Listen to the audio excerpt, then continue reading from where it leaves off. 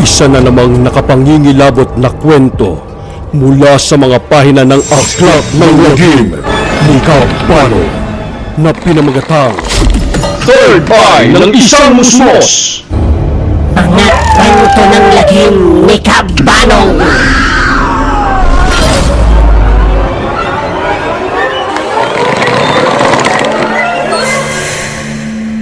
Ang kwento natin ngayong araw na ito ay mula sa isang email sender natin. Ipinadala niya ang kwento niya sa aklatnanglagim2021@gmail.com. Tungkol ito sa pagkakaroon niya ng third eye. At narito ang kanyang kwento. Magandang araw, Kabanong. Sana ay mabasa niyo ang email kong ito. Madalas na ako nakasubaybay sa mga kwento ninyo. At nung nalaman ko na pwede palang mag-email sa inyo, ay hindi na po ako nag-aksaya ng panahon para isend ko sa inyo ang kakaibang kwento ko. Pakitago nyo na lang ako sa pangalang Edwin. Sisimulan ko ang aking kwento nung 7 years old pa lang ako. Nakatira kami sa Dasmariñas, Cavite. Doon nakabili ng lupa yung mother ko. Natatandaan ko nung unang punta ko sa lupang binili, halos ang taas ng talahib. Hindi ko alam kung kaya mataas ito ay dahil maliit pa lang ako noon. May nakikita akong mga tao na nakatayo sa talahiban. Yung iba naman ay nakaupo lang sa lupa.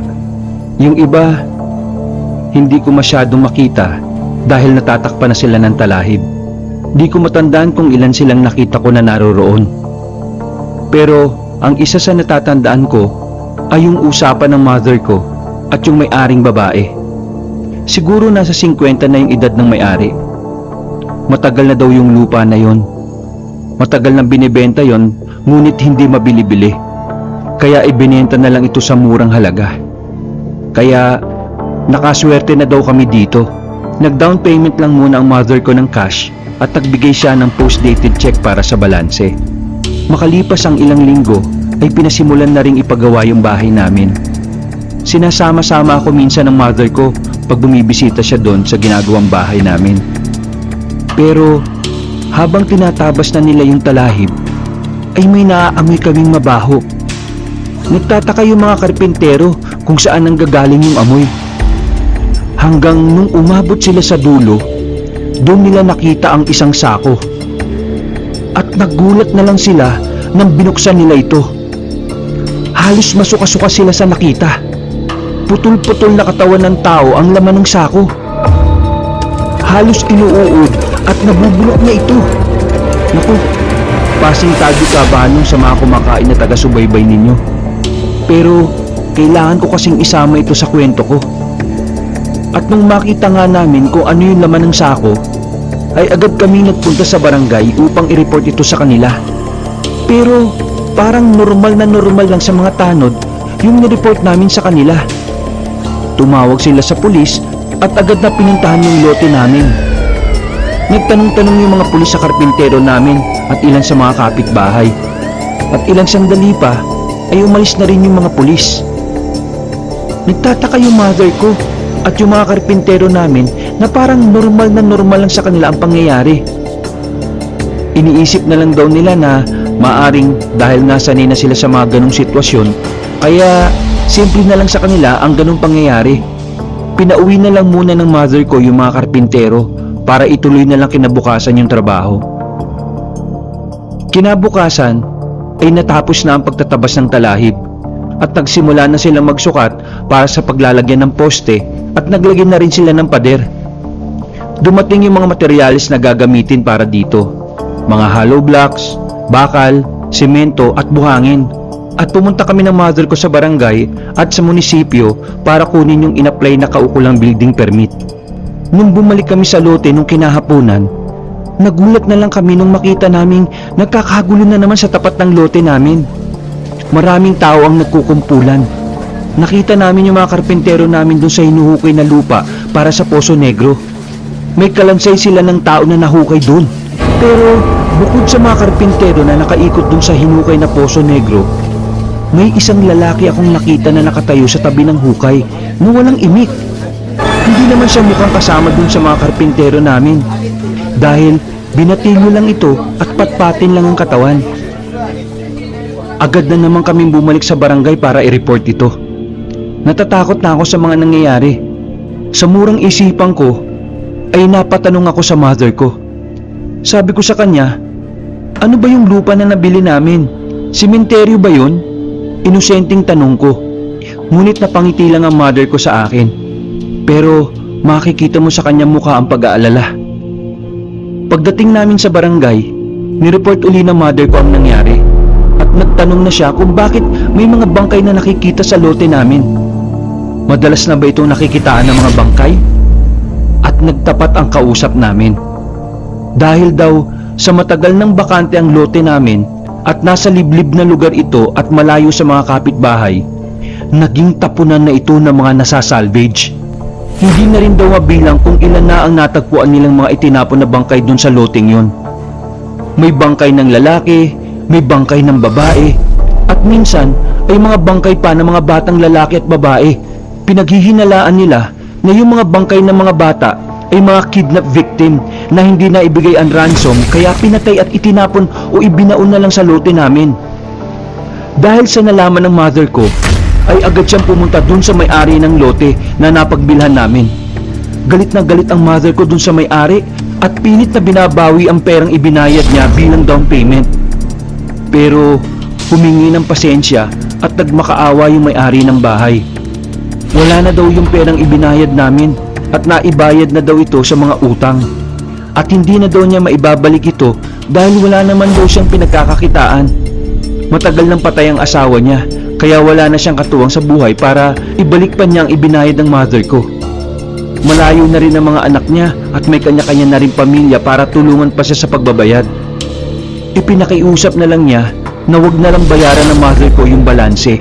Wag na lang niyang bawiin yung paunang bayad. Kumbaga, quits na daw sila.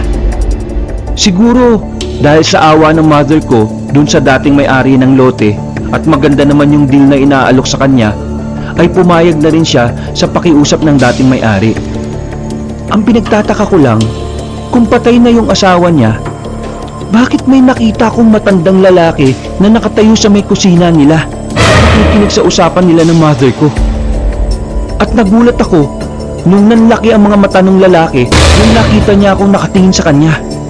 Lalapitan niya na sana ako pero nagpaalam na ang mother ko. Nagtataka talaga ako.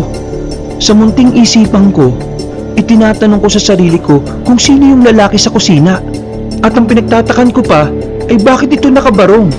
Parang suot-suot ng mga lay minister pag nagpupunta kami sa church pag linggo. Ganun ang suot niya.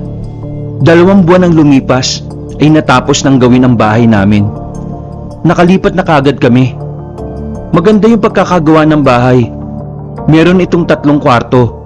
Yung isang kwarto ay ginawang opisina ng mother ko. Yung father ko nga pala ay isang OFW. Kaya kami lang ng mother ko ang nasa bahay. Wala pa akong ibang kapatid ng panahon na yon. Nagkaroon na lang ako ng kapatid nang hindi na bumalik sa abroad ang father ko. Kaya ako lang mag-isa sa kwarto nung time na yon. Ngayon kabanong, unang gabi na namin sa bagong bahay. Pagkatapos namin kumain, ay pumunta na ako sa kwarto ko.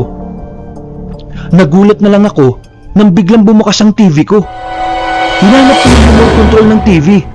Ang alam ko ay nilagay ko ito sa table ko bago ako lumabas ng kwarto. Pero laking gulat ko kung bakit nasa kama ko na ito nakalagay. Maaga akong natulog ng gabing yun. Siguro dahil sa pagod sa biyahe namin.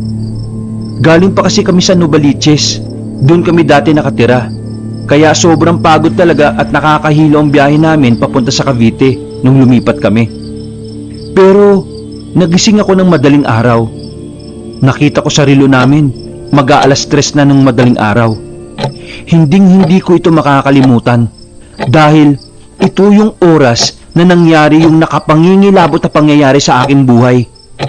Nung lumabas ako ng kwarto ko para mag-CR, dumiretso ako sa kusina namin para kumuha ng inumin.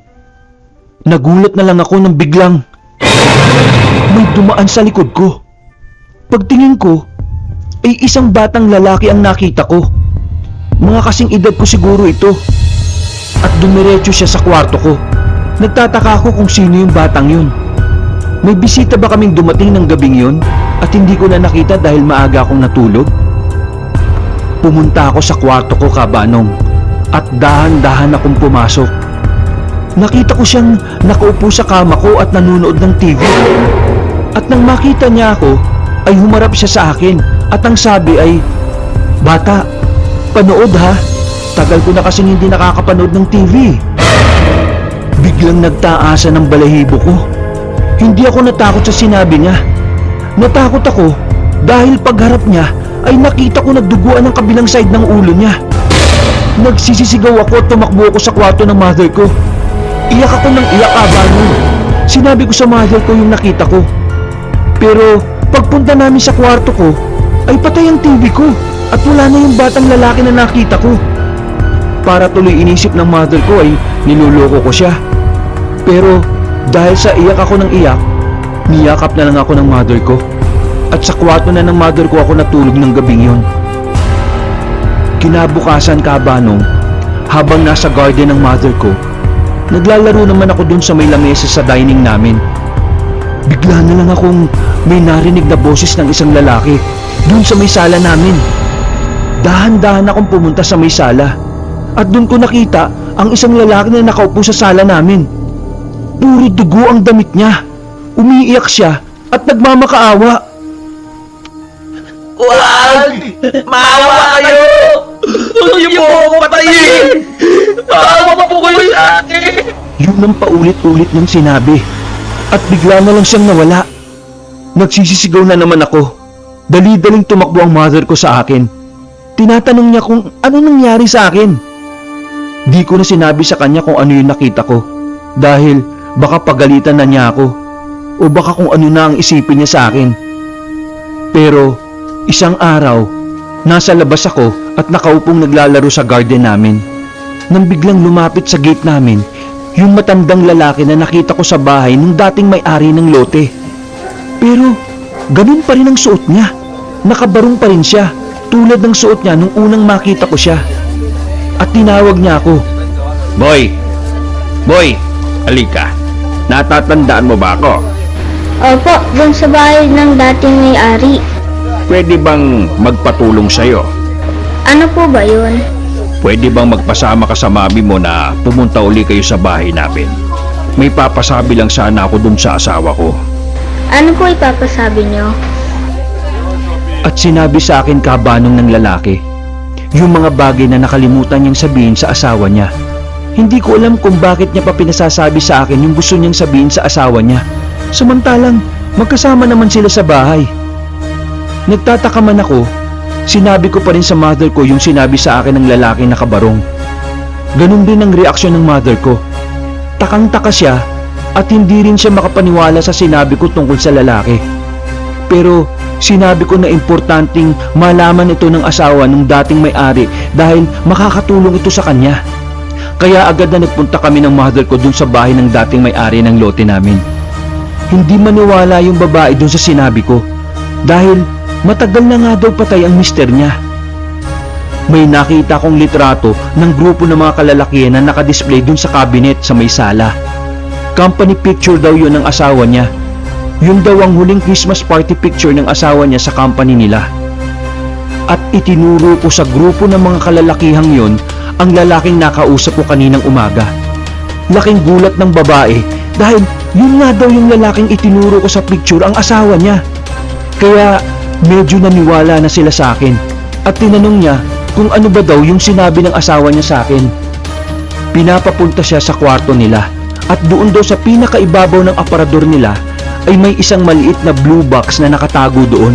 At dali-dali kaming pumunta sa kwarto ng babae para tingnan kung totoo nga na may blue box na nakatago. At sa pangingilabot niya, mayroon ng blue box na nakatago doon. At hindi niya alam na may nakatagong kahon doon sa ibabaw ng aparador nila. Sinabi ko na sa loob nito ay may ATM card na nakasulat sa papel ang PIN number nito. Meron daw perang naipon ng asawa niyang lalaki sa ATM na yon. At malaki ang may tutulong nito para sa mga bayarin at makapagsimula ang asawa niyang babae ng isang maliit na negosyo. At pagbukas nga ng babae ng box, ay nakita niya ang ATM card at isang papel kung saan nakasulat doon yung PIN code ng ATM card. Tuwang-tuwa at nayakap ako ng babae sa nakuha niya. Pasalamat siya ng pasalamat sa akin. At lalo siyang naiyak nang sabihin ko sa kanya na nasa paligid lang yung asawa niyang lalaki at binabantayan siya. At ngayon nga ay matatahimik na ang kanyang kaluluwa at maaari na itong tumawid sa kabilang buhay dahil nakuha na ng asawa niyang babae yung ATM card na pinakatago-tago niya. Dumiretso kami sa simbahan ng mother ko para sabihin namin sa isang pari yung mga nararanasan at nakikita ko sa bahay namin. Maaari daw na yun ang mga kaluluwa ng mga pinatay at itinapon sa lote namin ng mga bangkay. Hindi ito matahimik kaya ito ay humihingi ng katarungan o hustisya. O maaaring yung ibang kaluluwa ay hindi nila alam na patay na pala sila kaya patuloy na gumagala-gala ito sa bahay namin na parang normal na tao lang. Kailangan daw na mabindisyonan ang bahay at maalayan ng panalangin ng mga kaluluwa ng mga namatay para matahimik sila at magkaroon na ng kapayapaan. At matapos nga na magkaroon ng house blessing at ipanalangin ang mga kaluluwa ng mga namatay, ay wala na akong nakikita mga kaluluwa sa aming bahay. Dinasalan rin ako ni Father para magsara na ang aking third eye at para hindi na ako makakita pa ng ibang mga elemento at nilalang. Sana kabanong ay naibigan nyo ang aking kwento na ipinadala sa inyo. Maligayang pakikinig sa lahat ng inyong taga-subaybay. Mabuhay po kayong lahat. Mga kasangga, isa na namang nakapangingilabot na kwento ang inyong nasubaybayan mula sa ating mga subscribers. Maaari rin kayong magpadala ng inyong kwento sa aklatnanglagim2021@gmail.com. Kung mapipili ko ang inyong kwento, ay akin itong isasalaysay dito sa Aklat ng Lagim ni Kabanong YouTube channel o maaari rin sa Creepy Pinoy TV Animation Horror Stories. Maraming salamat sa lahat ng mga bagong subscribers at mga nag-comment sa ating huling video. Maraming salamat rin sa mga pumindot ng join button at naging kasangga ni Kabanong community member. Sila ay sina Nika Nochelle Urbano, Shasha Sudario at Milagrosa Lu. Sana ay pumindot na rin kayo ng join button at suportahan nyo rin ako sa paggawa ng mga videong ito.